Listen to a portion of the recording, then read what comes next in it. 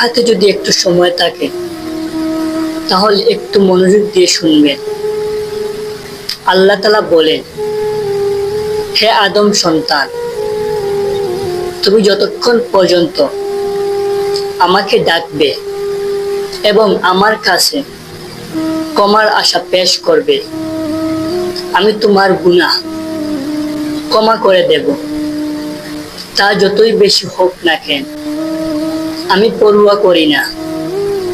হে আদম সন্তান, তোমার গুনাহ যদি আকাশের মেঘলা পর্যন্ত পৌঁছে যায়, অতঃপর তুমি আমার কাছে ক্ষমা চাও, আমি তোমাকে ক্ষমা করে দেব।